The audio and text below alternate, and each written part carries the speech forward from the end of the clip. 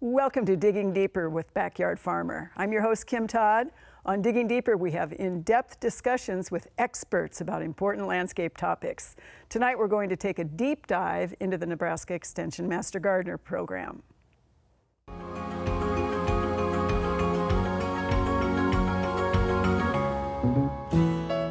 You know, you might have heard the term Master Gardener on our Backyard Farmer program pretty much every week, but a lot of people really don't know exactly what that is. So we have Terri James, who is our State Extension Master Gardener Coordinator, to tell us what that is. And we have a Master Gardener, John Cariotto. So let's start with Terri and/or John. Describe what is the Master Gardener program. Well, the Master Gardener program is a program that is nationwide, actually internationally, where land-grant universities teach good science-based horticultural information to people who just love to garden and want to know more and want to know how to garden in a very good IPM method. Okay, and so if it's national and you are statewide, there are state programs, county programs. I mean, what exactly happens here to become a Master Gardener? Well, it's going to depend, obviously, across the state. But here in Nebraska, what you need to do is you need to go to your closest county that has a program, and you can find that on the Extension website. But what you would do is you would sign up. There is a fee that covers basically all your materials that you get. And then you just go to class and you learn and you get to meet people that have similar interest. One of the best parts of the program is the camaraderie that you gain when you get to know all these people. And I think John will be able to explain that a little bit better, but you get taught by Extension educators and specialists all about pathology, insects, soils, climate, a little bit of everything. And then what you have to do in return of that education is give some volunteer time. And the volunteer time really depends on the county, or is that, again, it's rigid or it's flexible? It's a little more flexible. It will depend on kind of the county and what projects they have. Lincoln and Omaha have a little bit more rigid programming just because we're a bigger population, whereas when you get out into central and western Nebraska, then it's a little more fluid, but they're always a community project of some kind or another. We've talked about the Grow a Row and the donation garden that Backyard Farmer does. There's actually several of those across the state that Master Gardeners are working on. So that would be one of them. There's Ask a Master Gardener tables. They work at farmers markets and help answer gardening questions. Some of them work in city parks or around their town centers. So it's going to vary across the state. All right, and obviously that would be community-based, whatever a community needs that has that public, correct, not private. Is that correct? No, that is no correct. private. You can't do your neighbor's backyard. Right, that doesn't count for Master Correct. Gardener. So is there, you mentioned the word class, and since I teach, that suggests a test. Is there a test? There is a test. All right. Yes. Yeah. The state does require a test at the end of the 40 hours of education that you receive. But we look at it as it's open book, open neighbor, so open note. Open Google. Open Google, but we do teach you the right Google sites to go find. Which is perfect. Yeah, so 40 hours is the standard to become a Master Gardener. Correct. And then is it like continuing education after that? What does that entail? Yep, if you want to stay as a certified Master Gardener, again, it's going to depend on your location, but the minimum state requirements are 10 hours of continuing ed each year and then 20 hours of volunteer time each year. There are a handful of counties that have increased that, so you just have to check with your local coordinator to find out what those would be. All right, so John, your turn. Okay. You are a Master Gardener. Yes. How long ago did you decide you wanted to be one? and what has that experience been like? 2005, I was in the second campus class. We have two programs, as you know, in Lancaster County. The one at Extension is during the day, and since I was working, I couldn't attend that. And when the campus program with the evening classes became available, I signed up for that in the second year. And you and Ann Strike were running that, and that was a fun program, and I've certainly learned a lot each year, something new each year by going to the classes. So 2005, Yes. 14 years worth of advanced Master Gardener training. And this is my 15th year that we're wrapping up. Wow, and all those hours of volunteer time, Mm-hmm. right? So talk about what you do as a Master Gardener volunteer. I've done a lot of things as a Master Gardener volunteer.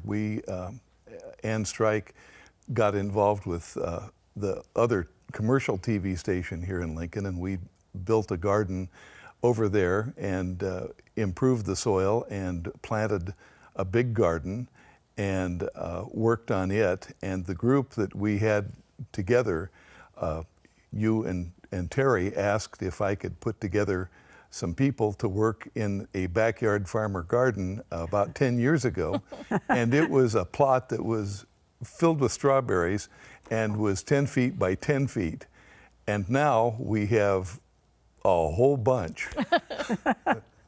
And I've been working there for all that time. For all the time, and it shows. And again, we mention every single week the Master Gardeners and what they do for us, for Backyard Farmer. People probably recognize you and your name, John, because you are one of the phone panelists. Yes. So talk about being a phone panelist, answering the questions that don't come in to us. Fun experiences or weird ones? It's been, well, there are some weird experiences and there are a lot of fun experiences. I got in just at the right time to get well acquainted with Gladys and George Edgar. Mm-hmm. And those were a couple of very fun and knowledgeable people. And there are a lot of fun and knowledgeable people in the Master Gardener program. And it's been terrific to be able to work with those people and over the years and get to know a lot of people quite well. The phone panel, we get calls from all over the place, not just here in Nebraska. And sometimes people are asking, I got a call from Georgia one time, and a lady wanted to know why her green beans all died at the same time. And we've had, a lot of really fun calls. So the phone panel rotates by phone. So Terri, you set that up and you participate in that. Probably our viewers don't really realize how that works. They just, at the very end of the show, they see 6 red phones and some people sitting. Mm-hmm. So talk about how a call comes in and then what happens.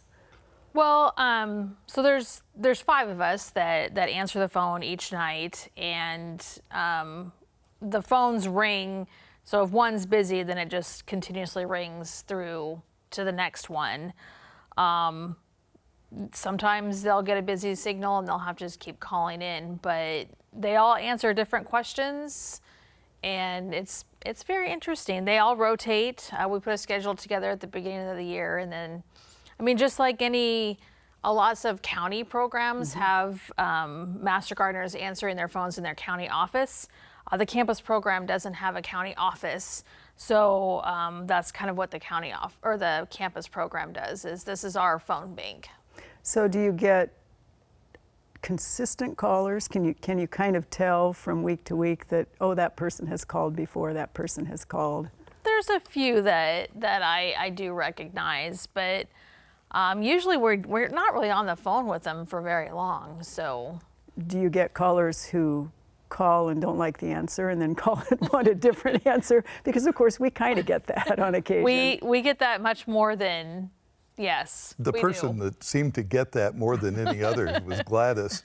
And Gladys is the person that knew. And she would get a caller and they would call and talk to me and want a different answer than they got from Gladys. You were talking to the expert, ma'am. Well, and she really was, and so that's kind of fun. So there are people who are fearful of doing that kind of phone answering as master. They just don't want to do it. John or Terri, in your experience, can they get over that, or is that just, I mean, to do it often enough, or is there just that fear in some people and they simply cannot do that? Well, I think you can, when we have new people, we do pair them up, or I'll sit with them and answer the phone with them the first couple times to kind of help get them through. A lot of times we'll ask each other questions if people don't know what it is that they're calling. If there's somebody not on the phone, they'll say, hey, I have this question. So we're all there to help. We do look stuff up. 2 or 3 of us usually either have our phones or our computers, and we can help look stuff up. So there's not really anything fearful, but some people just don't like to do that. So there's multiple different things that, as a Master Gardener, your volunteers can do. So, there's office work, computer work. So some of that stuff that people would rather do, kind of an independent project, there's always things for people to do. All right. Well, if you're watching us, of course, we want you to give us your comments, and we always really like the thumbs up, a lot better than the thumbs down. This is Digging Deeper is really an experiment this year, and I think it's one that is really getting some legs. People are liking it, but we sure want to hear your ideas. And of course, you can watch us on NET, and you can watch us on Backyard Farmer, and that's the way this works. All right, so let's talk about a little more in depth about some of those activities. So you mentioned some of the places, schools and parks, and of course the Backyard Farmer Garden. Gardening is not for the faint of heart, nor tiny of slender little really can't do much if you're out in the garden. Is that correct? Or can people who really don't have a lot of physical strength, can they still do that kind of hands-on Master Gardener work in the gardens? Oh, sure. There's lots of things that have been adapted for people to use in the garden. There's all those ergonomic tools that make gardening much more accessible. We do have raised beds, we have containers. So if you can't, lean over, what have you, then there's definitely options that you can do. But I think that gardening is for everybody. People need gardening for their health, for their mental health, for their physical health. So in order to learn it well, going through the Master Gardener program is a great option. So John, what activities that you have participated in do you really, really enjoy? What do you like the best? Well, of course, the thing that's really fun and where we get the most people who want to come and help is when we start planting the seeds for the next year, and it's January and it's snowing, and we go into the warm greenhouse and start filling the containers and planting seeds and getting them to grow, or taking care of the cuttings that we took before frost. And going into the greenhouse and doing that is probably the most popular thing with all of the Master Gardeners, and that's when we get the most volunteers. And when it's August, the end of July and early August, and it's 185 degrees and the humidity is the same, it's harder to get people to come and work in the garden. But we've had really a terrific turnout this year. We've had a lot of people. Well, and I think there was a lot of mulch moved this morning, and it was about 185, and the humidity was about 185. Well, we got here at 8 and 9 o'clock this morning, and it was fairly pleasant early on, and Ann had been working hard and distributed a lot of the mulch, and by the time we got it all in, it was only 9:30 or so, so it was bearable. So one of the things that I know you have done, John, and we see this also across the state, Master Gardeners actually help with education. So whether it is touring or actual programming, how much of that occurs? And again, how does that happen, really? Well, it's going to depend on the program, and it's going to depend on the coordinator. But really, what as a coordinator, what we really want to do is we really want to set up the Master Gardeners so that they are able then to go out and help disseminate our science-based horticultural information, and we really try to get them able to do that. So I know John's talked to Kiwanis groups. I know other people have talked to Kiwanis groups across the state in different programs. We've had a couple Master Gardeners who have gone to homeowners associations and talked to like pollinators or insects or pollinator plants, prairie plants. So they kind of find a niche and what they really like to talk about, and they sometimes know more about it than even you or I do. Sure. So they go and they talk to the community, and that's really what the Master Gardener program is supposed to do. They're supposed to be our boots on the ground to really help get that good science-based information out. You're telling me you can't be everywhere at once? I can't. I try. So we have the extension URL available so people can actually see where to go for more information. There is a deadline for becoming a new one, and there is typically a cap on numbers. Is that correct? Yeah, most programs have a cap. Again, it's going to depend wherever you're at.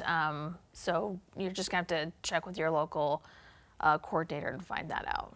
Okay, so John, how do we get younger people interested in becoming Master Gardeners as it becomes a little trickier to get up and down out of that garden? Yeah. For some of the heavy tasks in particular. Yeah, it's you were talking about, can everybody do the jobs? We always have jobs that people can do. Right. If it's deadheading or something like that, then pretty much anybody can take care of that.